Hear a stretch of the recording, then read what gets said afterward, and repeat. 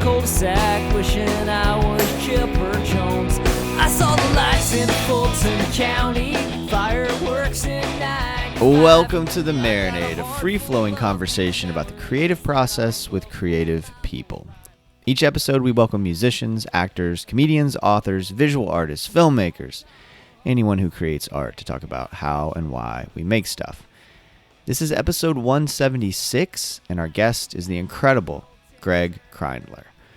Greig is an award-winning painter from Rockland County, New York, whose work I find captivating for several reasons. We unpack my love for what he does in the episode, but in short, if you've listened to this show at all, or followed me on social media, or know me in real life, you know I love baseball more than most things in the world. And the intersection of baseball and art is such a sweet spot, and I'm so excited to bring you this conversation. This isn't a music podcast, but let's face it, we have a lot of musicians on the show, and Greig is also an avid Grateful Dead fan, and he and I had so much fun discussing their music and the work of other legends. Everyone, it is my great honor to give you a beautiful connection with Graig Kriendler. So I thank God for Atlanta baseball, foam tomahawks. Thank God for Chipper. It's okay. It's probably my fault. I probably didn't provide you with the Zoom link on the Google invite, and I don't know. We made it happen. We're here. That's okay. I was like, I wonder if Jason forgot about me, but I'm glad you. That's funny, man, because I'm looking forward to connecting with you, and I was just thinking, like, he seems so professional, and now he's just not here. I mean, professional. Oh, man. How are you doing? I'm doing well, thank you. I've had a really good couple of days, and like I'm just kind of riding that wave right now, just feeling really good. And was just watching that crazy Falcons Bucks game while I was waiting lonely here. I don't know if you have an eye on that thing, but it's a wild game. Oh yeah, is it? Yeah, it's really fun. Dude, thanks for doing this. I'm so excited to talk to you. Please, thank you for taking an interest in me. I mean, I didn't realize that you'd be into what I do after after seeing the episode you did with Steve. I was like, oh wow, that's pretty rad. Yeah, thank you. Well, I mean, the show's about the creative process, and so I'm interested in how and why people make stuff, and especially people who make stuff at a level as high as you do. I'm just like blown away every single time I see something posted. I'm just completely blown away by your work, and thank you. So I'm really interested in picking your brain today. I thought it was great how we connected. I mean, you just mentioned the Steve Silberman episode and the fact that we connected because of Steve. I'd been following your work for a while, and that Steve Silberman episode is one of my favorite episodes. So thank you so much for listening and paying such close attention.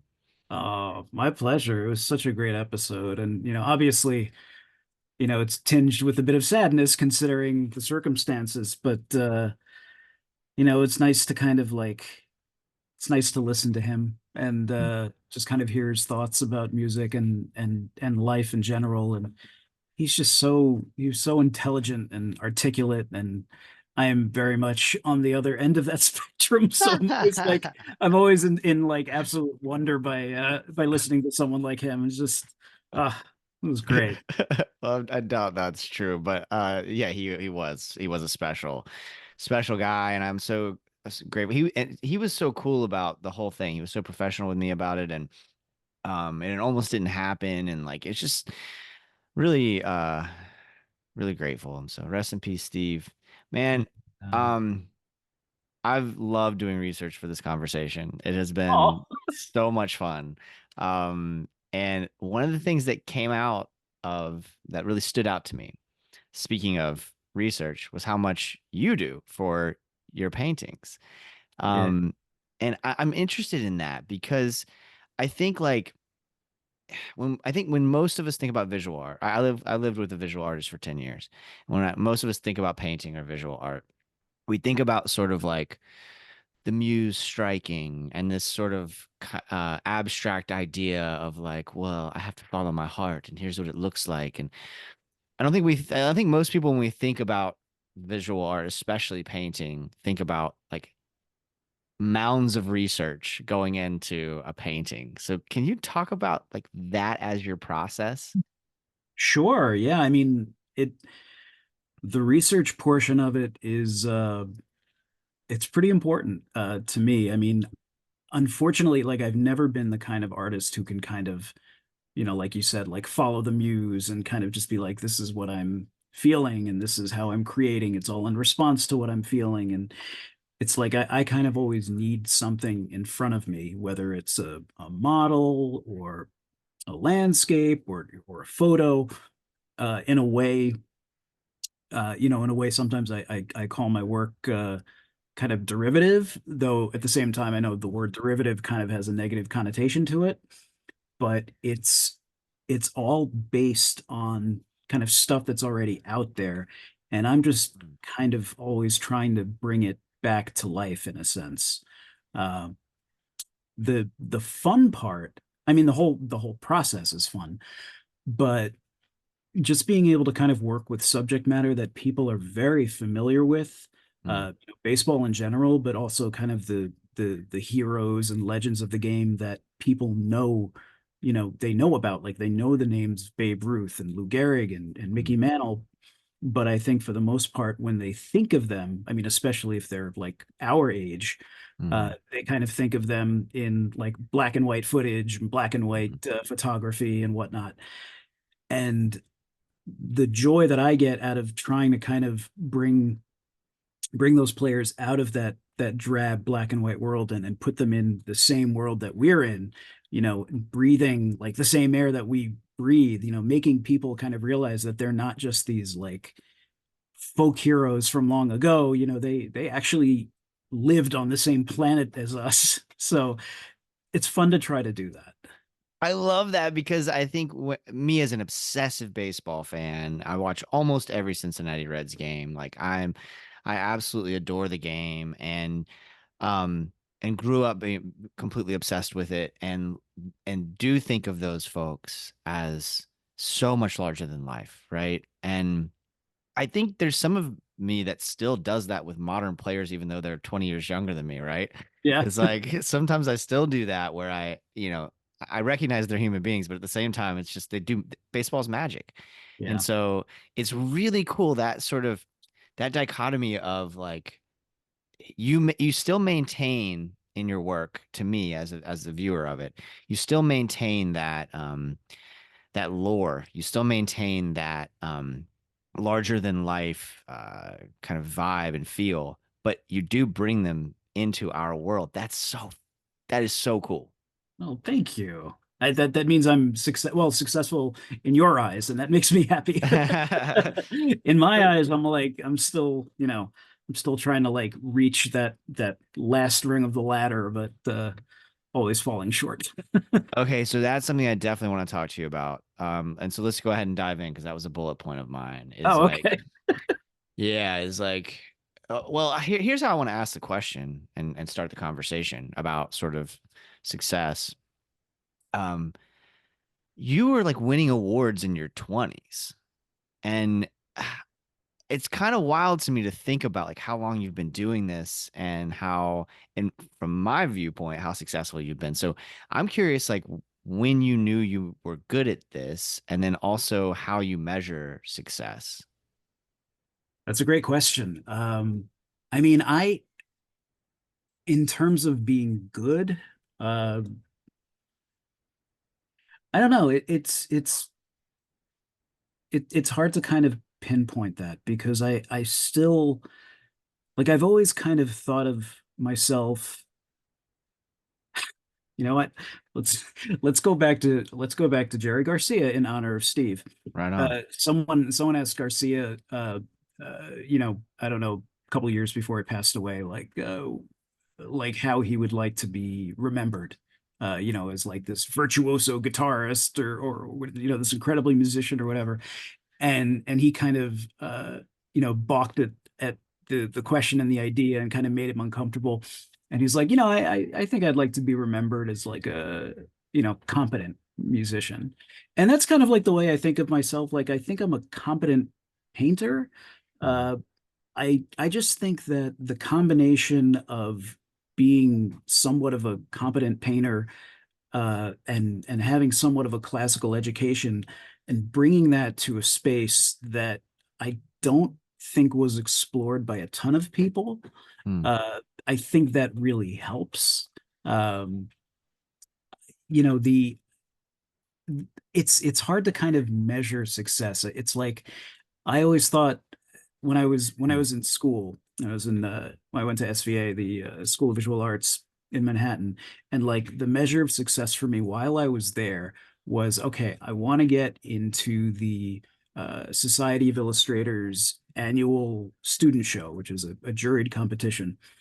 And I was like, before I leave school, I want to make sure that I get into that. That's like a goal. And I got in, and that was great. And years later, it's kind of like, okay, I want to be able to sell a painting for this amount of dollars, or start supporting myself, or whatever, or get some good press. And it's like that stuff happens, and it's like, okay, great. And now, I'm in this position where I'm 44, mhm, and I'm making I'm making a good living, doing what I do. Whereas like I have a huge backlog of commission work that I have to do, and like some of the prices that the work gets absolutely, blows my mind. mm, And I feel like I'm in this position that like any artist would kind of, maybe not any artist, but a lot of artists would kind of kill to be in. But at the same time, I kind of feel like I'm not there yet, and I'm still like overwhelmed by everything. mm, Uh, I just feel like everything that I want, the stakes always go up. So, now it's like, okay, I can support my family for now, and that's great. But, now it's like I want it to be better. Maybe I want the prices of my work to reach an even higher threshold, or maybe I mm. want to be in like, a certain kind of museum someday. And it's I have a feeling it's going to be like that for the rest of my life. I mean, as long as I keep on doing what I'm doing, which, fingers crossed and all appendages crossed. So I don't know. It's weird. I don't necessarily think of the success as much, just as like I'm just really grateful for I guess how well I've done, and I just really pray it continues, Yeah. if that makes sense. Yeah, no, it makes a ton of sense. I mean, but I am kind of curious to probe a little bit more about like your comfort level with that. I mean, Yeah. like, because I understand it. I mean, not in the same way that you're living, but I think all of us who make stuff can relate to the idea of kind of continuing to chase sort of what's that next thing and what's that next thing, what's that next level, and so forth. And as much as we want to just say, "Hey, I'm just making stuff to make stuff," Right. I mean, ultimately, yes, I make this because I love it, and I write songs because I love them, and I write short stories because I love them, and so forth. But at the same time, I want more ears on it, more eyes on it. I want to make more money. I want to, I want to monetize it like in any meaningful way, not Right, just right, not just have like the overhead paid for it, right. Um, and so I'm interested in how comfortable you are in that space, since you're at a place where you can support your family and you're doing well and you're continuing to grow. Like, how comfortable are you with that feeling of like, I'm probably gonna keep chasing things the rest of my life? It's weird. Mm, I said it when I was younger that uh that I'm good. It's like I keep on working as an artist, as a creative, and you'll probably feel the same way. It's kind of like you don't retire, you don't stop being creative. You don't stop yeah. being that It's not person. baseball. Yeah. Right, right. And Yeah. it's just like it's something that I'm going to keep chasing. Um, which is it's I don't want to say it's uncomfortable, but it's definitely something I notice. Mm, So my parents are in their late 70s right now, and they live in Florida, mm, and they were New York City school teachers for 30 plus years. cool. So, they made a good living. and we grew up in a comfortable like middle class home and everything, and they have a great pension. They retired when they were 55, and they've been chilling, ever since. I'm not going to retire when I'm 55. I don't think I'm ever going to retire. So, it's like I'm looking into, putting my money into like, IRAs Yeah. and stuff like that. And I'm like, none of this makes sense to me, but apparently if I keep putting money in this, then maybe I'll have some money later on when my hands aren't working or my eyes Yeah. aren't working as well. Um, so yeah, it's going to be a bit weird, especially since like some of my friends are getting to the age where like they're thinking about retirement. Like I have a friend Mm. who works for New York City Transit. He's older than me. He's like 4 or 5 years older than me. But he's like thinking about retiring like in the next like 10 years or so. And I can't imagine. I can't Dude, even imagine. you and I are almost exactly the same age. I'll be 44 in December. And it seems like a far off dream to retire. Like, and Right? I'm a public school teacher. But I've bounced around a lot. And I wasn't working in New York. I had a job working remotely for a school in New York, here in Oof. Orlando for 2 years. It was a dream. I was making that New York money, but Oh, okay. I was Okay. living here, cost of living here in Orlando. Oh my goodness. And just like the way they treat their teachers is so much better than here. Like we're I didn't feel like I was demonized there like I am here. It was a wild experience and eye-opening. But yeah, I don't feel like I mean, I also don't know, like when I think about retirement, and that's one of the things that I love about art in general, whether it's writing or painting or whatever it might be, and I tell my kids this too, is like I was so obsessed with baseball and I Right. put so much energy into being a good baseball player. But I had physical limitations, right? I'm 5'8". Like I'm not a very large man. I wasn't a very large boy. And so I overachieved, but my career ended my freshman year of college. I just ran out. I just that was it. Like that was all my body had, you know? And it comes for everybody, but I put so much time and energy into baseball, which I don't regret. It gave me so much, but I also wish I'd been picking up my guitar about as much. Also wish I'd been picking up my pen as much, right? Course, Uh, of course. because I feel like that's the thing that I love about art is if I'm able to figure out how to make a living doing this at some point, you can make stuff for the rest of your life. I but that being said, I'm curious about for you because like I said, I lived with a visual artist and she constantly had issues with her hands and she constantly had issues with her arms. And I'm curious about the physical toll it takes on you, especially with the detail with which you work. Yeah, well, I mean, when I was younger, in my 20s, I was invincible. I mean, Yeah. I could do Yeah. whatever for however long I wanted to. But yeah, in the past 10 years, uh things have changed a little bit. I did get bursitis it was in my painting shoulder, the back of my painting shoulder, which fine, makes sense. And just like a year or so ago, I got a really bad case of tennis elbow Mm. that, and like I'm working with physical therapists on this stuff, and they're like, do you do any work that like has your arm kind of in this motion for extended periods of time? And I'm like, yes, that is something I do. Um, and yeah, I guess like, getting injuries now, it's kind of a thing. Yeah.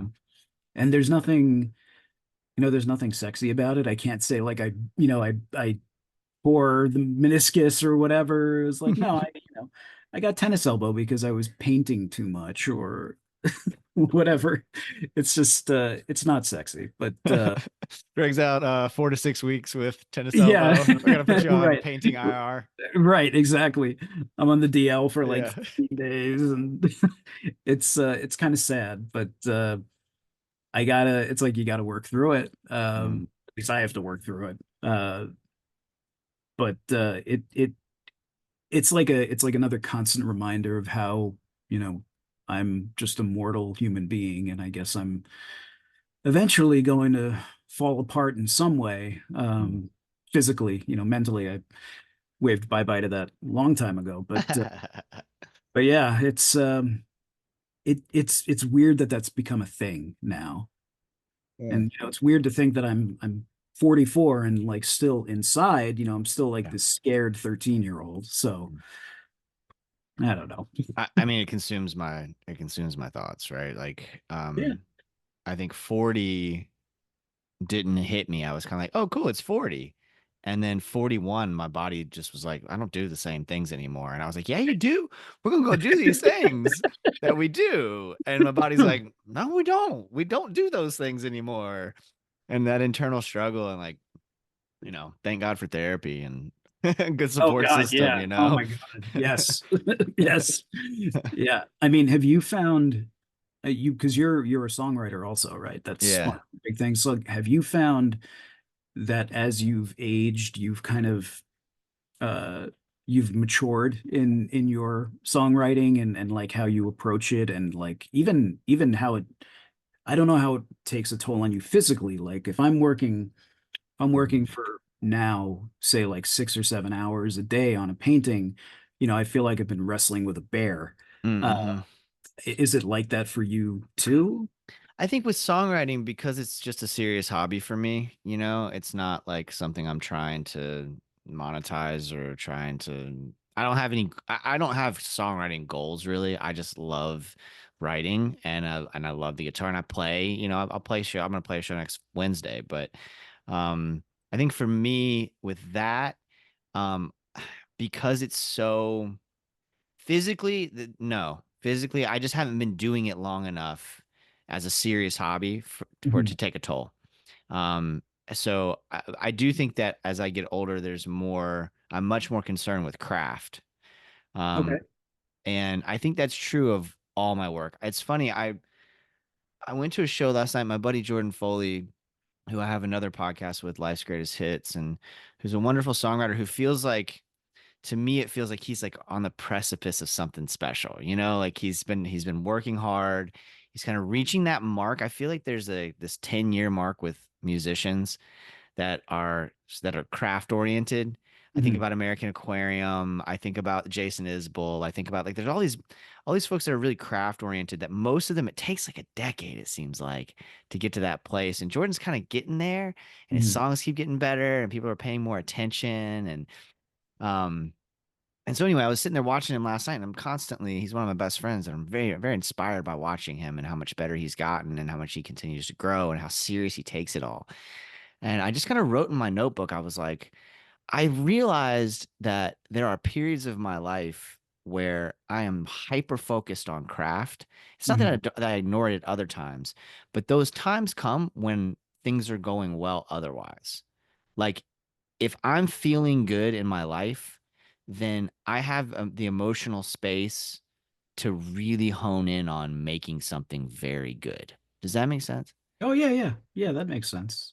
I mean, it makes you wonder like uh who was it? The fellow who wrote High Fidelity, Hornby, right? Where he talks about, am I miserable because I listen to pop music, or is pop music listening to pop music make me miserable or whatever?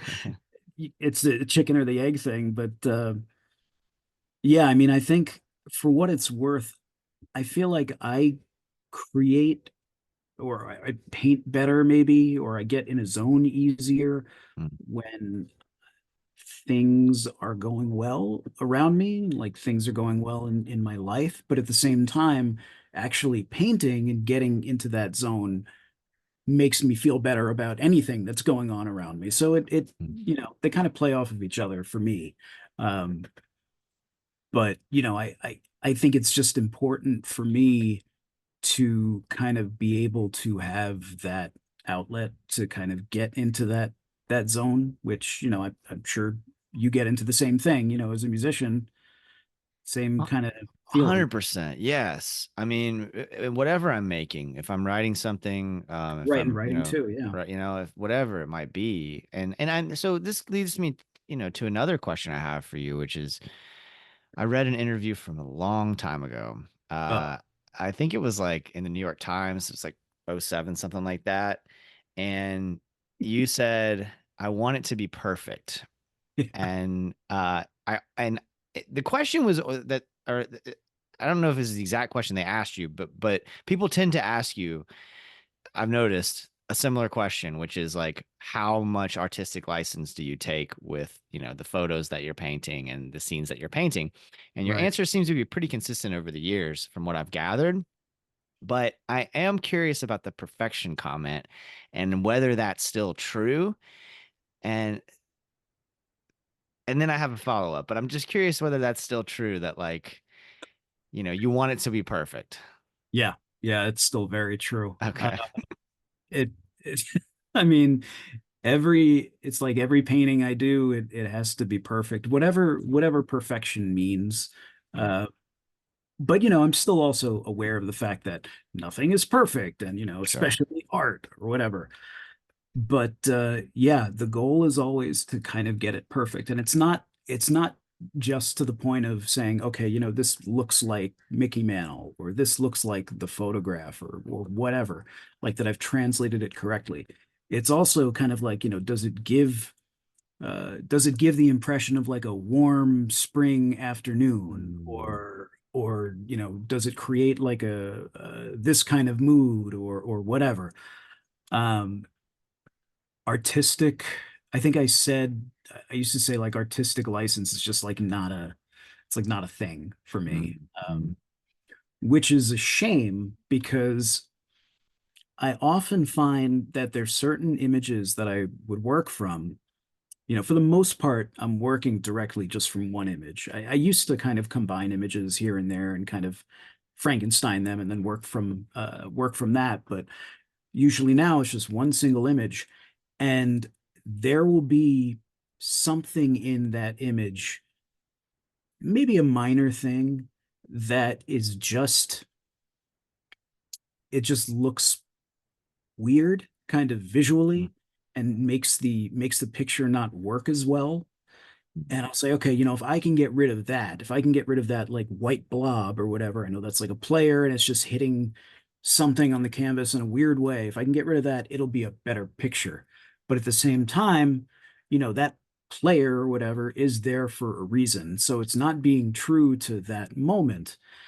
So I kind of get caught in between, what makes a better picture, as opposed to what is kind of perfect or more historically accurate, because the two are always completely different.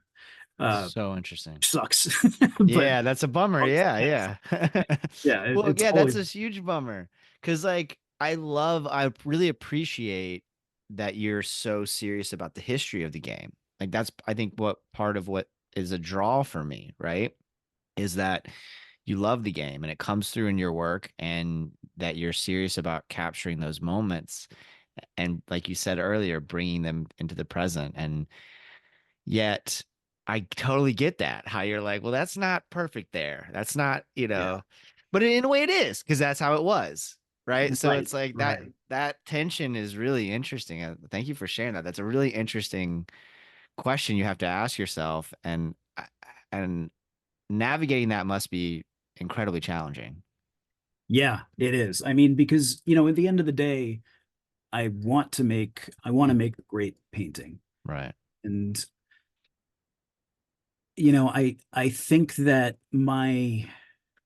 this is going to sound really awful, but I'm going to say it. I think that a lot of the people who like my work, uh, a lot of them tend to be baseball fans. Great. Mm. Uh, they might not necessarily be huge art fans. They might, have never been to a museum even, I think in some of their minds, I think if I do a painting and it looks like, Mickey Mantle, or if the painting looks photographic, then it's an incredible painting. But it kind of has to transcend that for me, because I'm like, in my head, it's like, well, this is probably okay for what it is, but I'm not John Singer Sargent, I'm not Monet, I'm not like my heroes, the Norman Rockwell. I'm not as good as them, and that's where Yeah. I want to be. And it's it's a challenge to kind of balance the scales and say, okay, am I appealing to the side of me that wants to, theoretically be considered like a actual uh, bona fide fine artist, Yeah. hoity-toity fine artist, or whether, I have to stick to the crazy anal baseball side of me because if you're a baseball fan, you know how anal we can be about Yes. everything. Everything. Um, and it's like I want to appease both of them, and it's really hard to. I find that I'm fascinated by the disconnect, but their perceived disconnect between sports and art, because to me they're inextricable. I Right. they're on equal footing for me, right? Like baseball is one of the most important things in my life. So is music, so are books, so are films. And like to me it's wild that people choose like one or the other, right? Like Right. Right. I just don't. To me, my brain goes, these are the same thing in different forms. And the idea that people would not be a sports fan, but be heavy into art or vice versa just does not compute to me at all. Yeah, I mean it's a little weird because it's like some of the earliest art that we have in Western civilization depicts sports. I mean, Greek vases with, athletes on them, Egyptian hieroglyphs with athletes on them. Even now you have artists who are in, museums like bona fide artists, Andy Warhol, he's painted or silk screened, baseball players. The two, I mean, they're both uh they're both us, they're both kind of like they're evidence of us as people. I don't see why they should be separated. I think I think a lot of people kind of look at sports art or baseball art or whatever in general, maybe even just specifically what I do. I think sometimes they might think of it as being kitschy, which is like something that I hate the idea Yeah, of. that's really strange to me. But I think at least with like the fine art crowd, um, Mhm. they don't, I don't know if they need something with more elevated themes or whatever, or I'm just, not good enough or whatever. But it's just I think that I think that the subject matter does have something to do with it. That's so interesting. Well, I think I'm okay, so I'm gonna say something that maybe people won't like, which is the idea that like it's okay if sports don't hit for you. Whatever, it's okay if anything doesn't hit for you, right? Um, what I have a problem with, and this is a sticking point with me and my ex, which was I have a problem with people just saying sports are dumb or shitting on sports or not understanding that like someone's passion for it, right?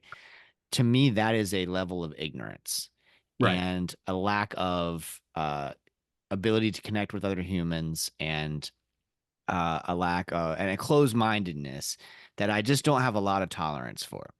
It's like maybe it's not for you, fine, but thinking of sports as lesser than, whether it's in the context of fine art or any context, thinking of it as lesser than, to me, that is a closed-minded and ignorant mindset.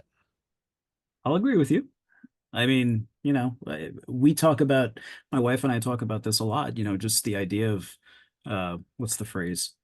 Yucking someone's yum. It's like, I like my wife is a big she's a big like Taylor Swift fan, right? And we Mhm. have friends who are very much kind of like hipster indie rock guys who would be like, why do you listen to that crap? Like whatever. My wife enjoys it. She She enjoys loves it. it. Yeah. Yeah, whatever. Um, the judgmental thing, like I mean, I used to be there too. When I Mm, was younger, definitely, sure. certainly going into art school, you have lot of opinions, and I guess when you're that age, going into any school, you have a lot of opinions. Um, and you know, as I get older, watching those kind of walls crumble and opening myself up to new stuff, to new ways of thinking, and you know, appreciation for art that I never used to really dig. Uh, that's awesome. It has nothing to do with, hallucinogenics or anything like that. Because once I say, opening your mind, I don't want to give that impression. But yeah, you just kind of become, I think as you get older, uh, at least I've become a lot more open-minded and appreciative of stuff that people get that they like. If it's not for me, it's not for me, fine, but you like it, awesome. Dude, same. I Great. feel like I'm way more open-minded now than I was 20 years ago. I mean, way more. Now, granted, part of that is I grew up in a very conservative environment and my life has changed a lot since then. So that's like, I grew up in a conservative household in the South. So like that's one part of it is that my worldview expands. But the older I get, the less I feel like I have it figured out. Of course. Yeah. you know, the less the more I'm willing to let go of my ego and be like, oh man, this is I don't know much, Yeah. I mean, I know a lot of stuff, but I don't know a lot of stuff. Yeah. You realize that, you don't know everything and that you're Yeah. actually a lot more stupid than you thought you were. Yeah, way dumber, way dumber. Yeah. Like all these Guilty. degrees. Yeah. Guilty as Doesn't matter. charged. Yeah. I'm like, wow, they really let me out of high school, huh? Yeah, yeah, yeah, yeah, yeah, yeah. It's like, good Um, job on that one. yeah. But now I'm out and I have my diploma. So, Yeah, exactly, exactly. I just point to my law degree if anybody questions my intelligence. I'm like, right. I don't know. That doesn't mean anything at Right. all. But This people think it this means accredited something. this accredited school says that Yeah. I'm Yeah. important or that I've paid them a lot Yeah. of money or whatever. Yeah. A little bit of both. Um, uh, okay. So you mentioned Taylor Swift. Music's come up a lot, and I know you're a music fan, and I'm curious, what you're getting down on now. Like what, and we can, maybe talk about other things too, but I'm really curious about your musical interests right now and like what Sure. has you fired up, what you've been listening to. Okay. Well, going back to the love of Steve. I'm a big Deadhead. I love Fish. I always have them on somewhere at some point. But I'm kind of all over the place. Like some days I'm listening to kind of hip hop, like kind of late '80s, early '90s hip hop, like De La Soul and Tribe Called Quest, stuff like that. Mm. Other days I'm kind of listening to uh like weird orchestral video game music that is from video games that I used to play when I was a kid. Yeah. Just nostalgic stuff. Mhm. Um yeah, I kind of I'm like all over the place. Nice. I I like most things. The only thing that I usually don't dig on is kind of like newer country music. I feel like I Like haven't radio country or country in general. I think just newer, like, let me think of, maybe like Gavin DeGraw type stuff. Like I don't really dig that, but I love old country, old folk, bluegrass, all of that. It's great. Um, but yeah, that I feel like that might be like one of the only genres I just don't dig. Well, do you Uh, listen to like Sturgill Simpson or like Jason Isbell or that world, that Americana world at all? Does that not hit for you you? know what? I haven't yet. I know Jason, I know Sturgill, but I Yeah. haven't like given them enough of a sampling to have an opinion on them. That's interesting. Yeah. Maybe I should. That's your homework. Yeah. Okay. Uh yeah, like those two guys specifically, their most recent records. Okay. And Let that's me gonna take lead you I'll down a write bunch that of down. rabbit holes, man. I like rabbit holes. Let me write that down. I'm gonna forget yeah, it. Sturgill's new record is recorded under a pseudonym, which is Johnny Blue Skies. Okay. And then Jason's new record is called Weather Vanes. It's not new Okay. anymore, but it's I think his best work. And I'm really interested to hear your thoughts. Okay, cool. I'll have to check them out. Sweet. Um, yeah, I'm kind of all over the place. I mean, my it's weird. I kind of like I discovered the Grateful Dead uh in I think in like high school or maybe even after high school. But before that, my it's like my brother was a big like jazz guy. He really loved like Mingus, big band type stuff. So I kind of got into that a bit. My dad, huge opera nut. Mm. So, that music was always playing in the house. And my mom, big like Beatles fan, 60s, even 50s like doo-wop type stuff. So that was also playing.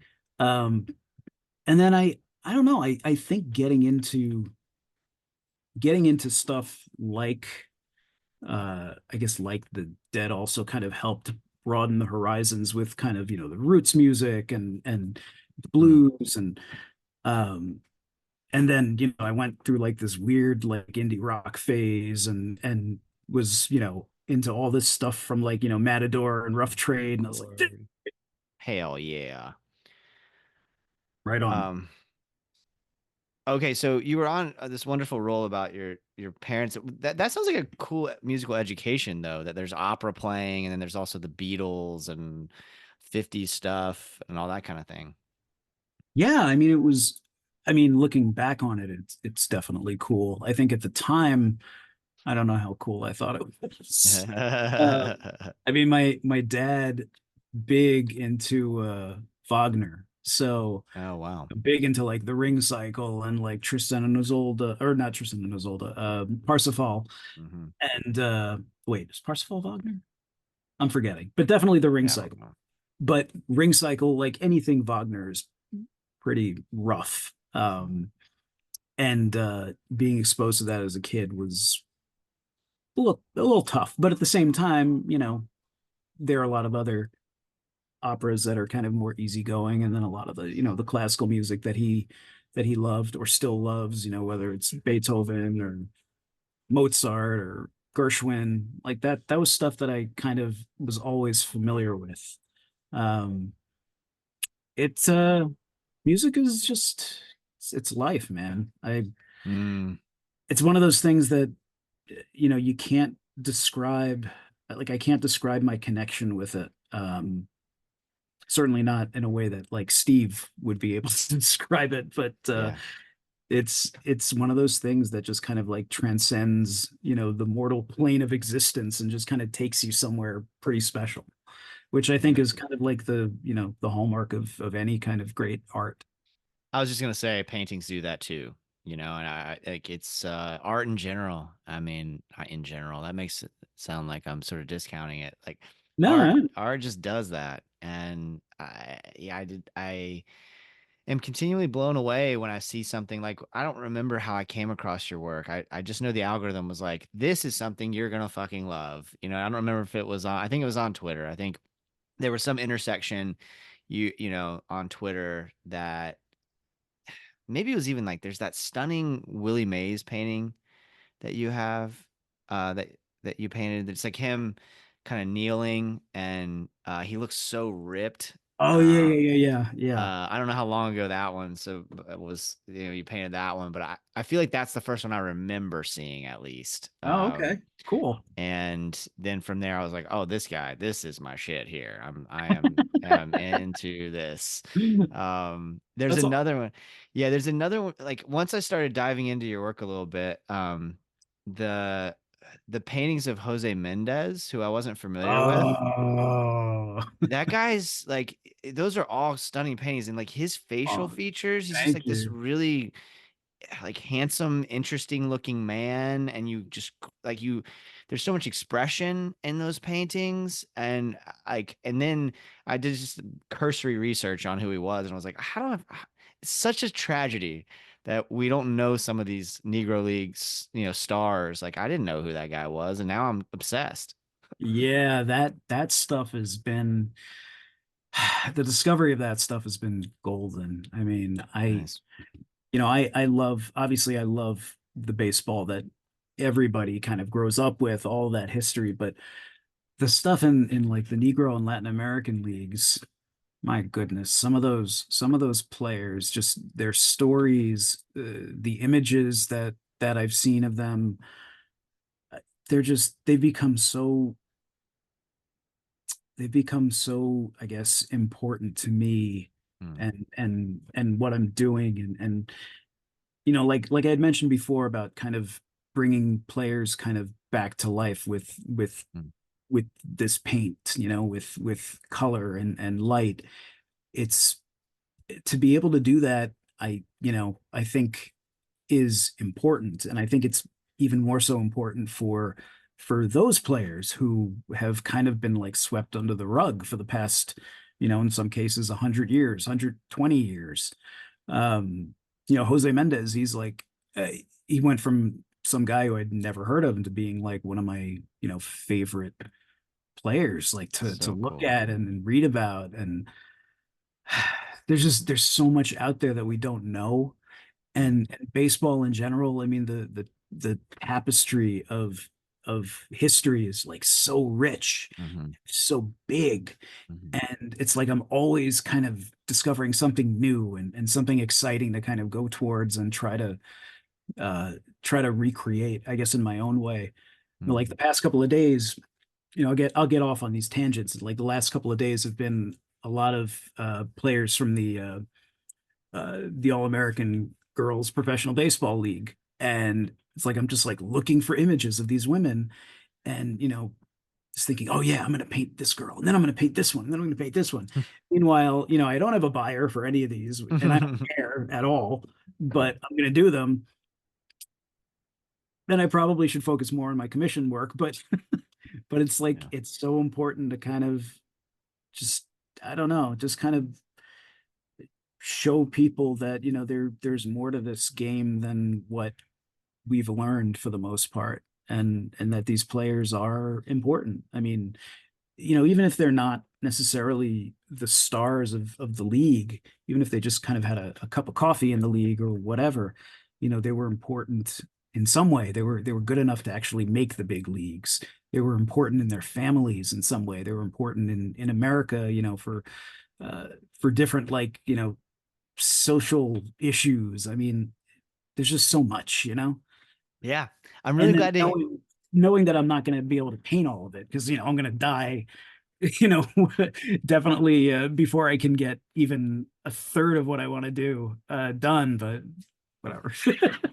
I'm so glad to hear you say that. So to say that the work is important, because like one of the interesting things about this connection is like I'm blown away by your work. It's overwhelming sometimes to look at because it's so beautiful, and yet you have come across in all of my research and here now as this like really humble person, but you're self-aware enough to know that your work is good and that it is important. Though the fact that I know who Jose Mendez is and I'm interested in him, that's because of your painting. So like the work is important, right? And Awesome. like that's awesome that you recognize that you maintain that humility, but at the same time you recognize like, okay, you're pretty damn good at this. And also the work is more than just that you're damn good at it. Well, I You're telling appreciate that. stories, you know? I, You're I telling appreciate. stories that are otherwise not told. Because I didn't grow up learning about the Negro Leagues, right? I grew up in Kentucky and Central Florida, and I was obsessed with baseball, and I knew everything about the history of the major leagues. Right. And then I knew the Cincinnati Red Stocking stuff because I was so obsessed with the Reds, right? So I know some Right. of the pre-major league stuff through that, but I knew nothing about the Negro Leagues except maybe that they existed, right? Right. And Right. that's not what we're taught growing up, the way that at least I grew up. So it's such a gift that you're giving people also who people similar to me who love this game so much and also love art.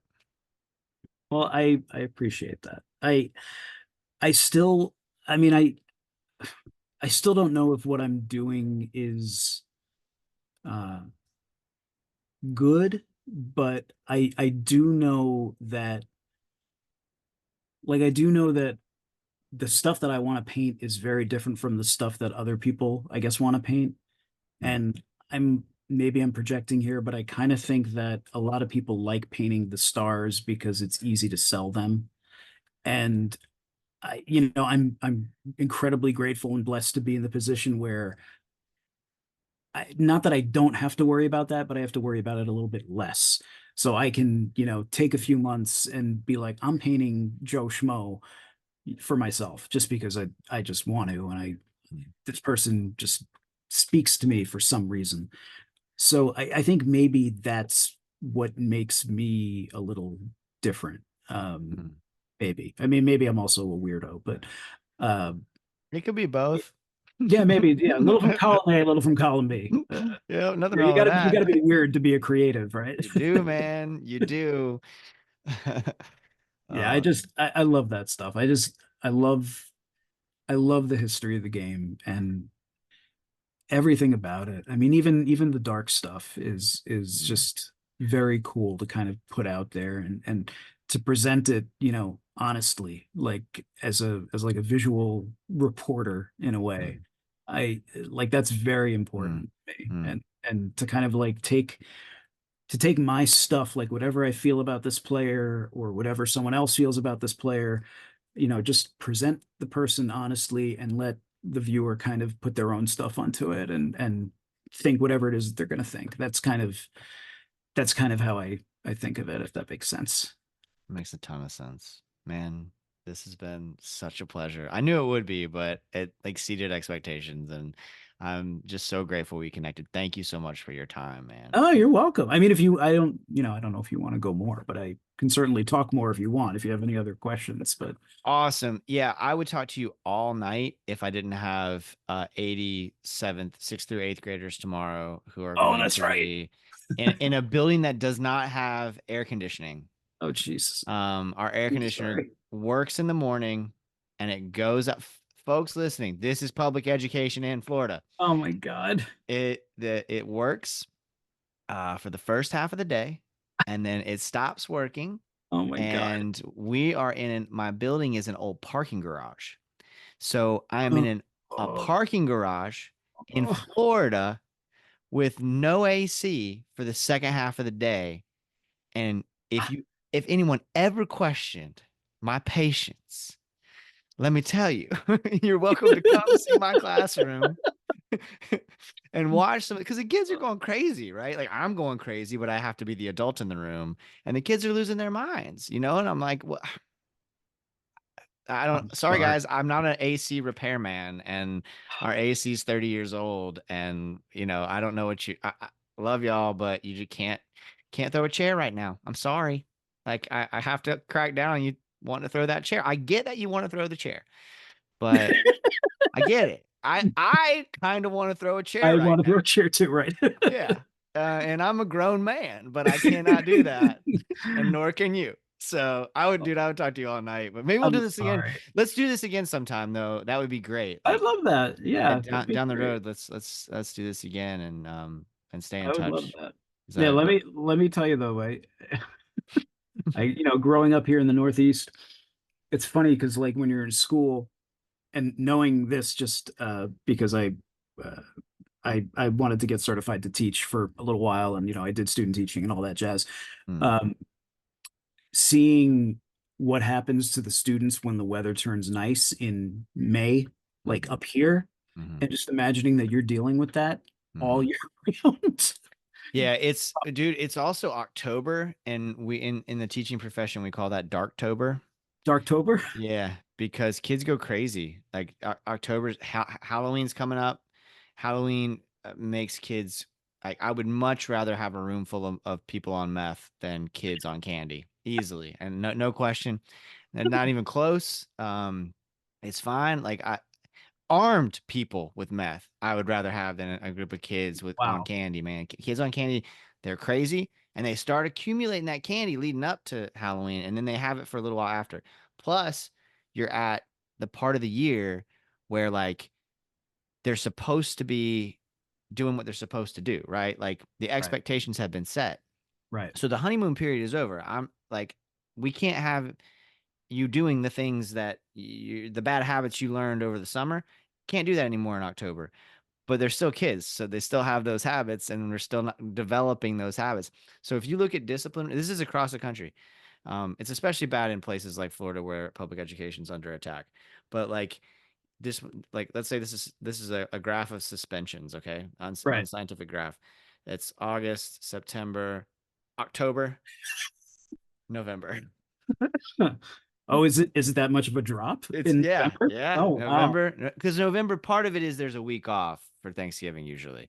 All Okay. right, so I mean, the sample size is different. And then December, obviously, most of it's on break. January is kind of like this. February, back another spike in February because the same thing happens in February. Weather changes. Anyway, I'm in Darktober, and Darktober came early this year, so I'm sorry. it's all good, man. It's all good. I get to do this as a creative outlet, connect with amazing people like you, Fair. and that helps me to not lose my mind at work the next day. I'm sorry, man. But I do need to get to sleep. That's fair. Listen, I have two kids, like, kids of my own, I mean, so it's Yeah, like yeah. I understand that they can be crazy, but having a class of how many is your largest class? Is it like 30 or something? No, I'm fortunate in that way. I mean, I've got one of the best teaching jobs in Florida. Like I just told you all of that. I've got one of the best teaching jobs anywhere, in Florida at least. My biggest class is only like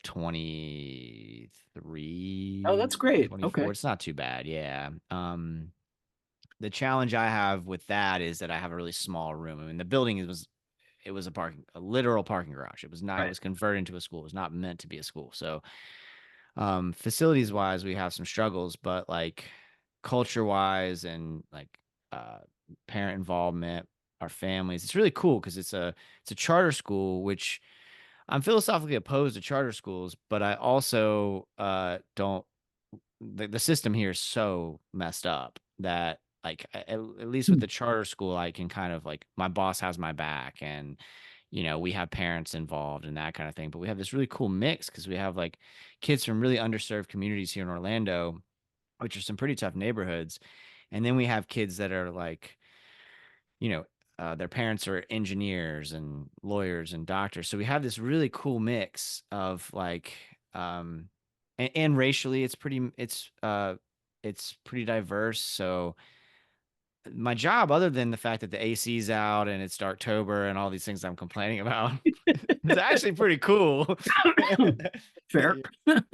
Especially compared to some of the traditional public school jobs that I've had, where it's just like you kind of got to throw your hands in the air. Like I'm doing everything I can here, but I don't know. 40 kids in here. I don't know what you want me to do. Oh God, that's a nightmare. Yeah. That is a nightmare. Well, in And in, in that case, I do really appreciate you taking a night and listening to me babble. oh, dude, it was. I mean, just a testament to how much I appreciate your work. That I was like, sure, 9:30, sure.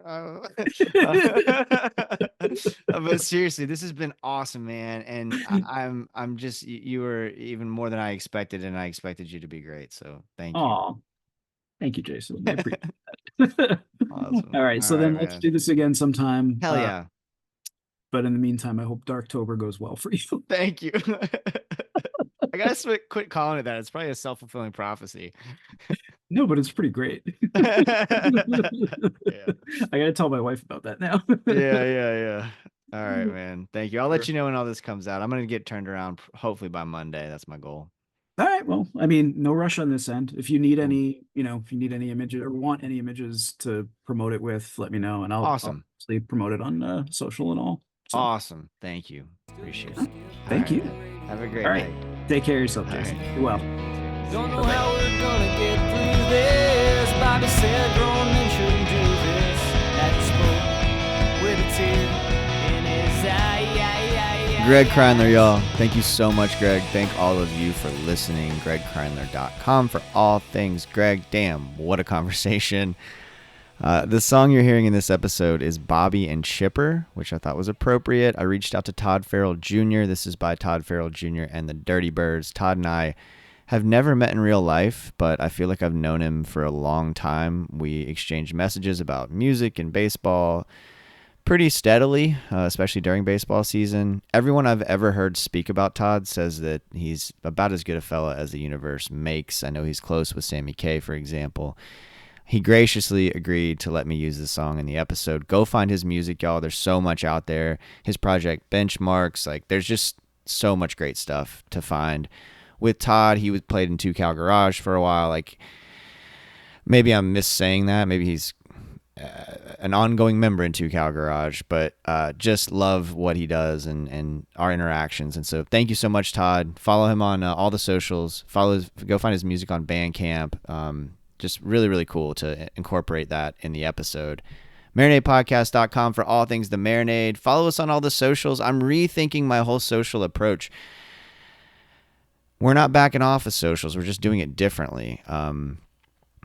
I'll tell you more later, but subscribe, give us a 5-star rating on your podcast app, follow us on the socials, tell a friend about the show. These are all free ways to support the Marinade. Go do that right now while you're listening, please. It makes a big difference for us and costs so little of your time and energy. Also, please follow my other podcast, Life's Greatest Hits. Follow us on Instagram, subscribe on your podcast app. It is this wonderful show I'm doing with my dear friend Jordan Foley. We do a vinyl swap. He gives me a record he thinks I haven't heard. I give him a record I think he hasn't heard. We spend a month listening to it. Then we get together and we talk about the records. And we, in between, even though Jordan and I hang out a lot, we live a block from each other, we spend a lot of time together, we don't talk about the records in that month. So when we come together, I have no idea how he feels about it. He has no idea how I feel about the one he's given me. And it leads to, I think, some really interesting conversations. We're 4 episodes deep now. It's so far so good. We're having a blast. And we got bigger things to come. We have some big plans coming up this summer. So make sure to subscribe on your podcast app so you don't miss anything. We're working really hard on this, and we're fired up. So thank you for listening. If you really like what we're doing, please consider joining our Patreon community. Just $2 a month, y'all. You can gain access to Patreon exclusive content like our show, Jason's Journey, where I talk about the moments that shape my creative life and provide a window into the process of making the Marinade. We also have a show called What We're Getting Down On with my dear friend, the brilliant and hilarious Peter Haraldson. That's where we talk about the art that has us fired up at the moment. We took a brief hiatus from the show, but we're coming back strong. We've been doing it for 2 years now, just about, and we have a blast. So come on over to Patreon if you can swing it. It's only $2 a month. You can try a free trial, see if you like it. No pressure. Try it for 7 days. Set a reminder on your phone in case you want to cancel. Keep going if you dig it.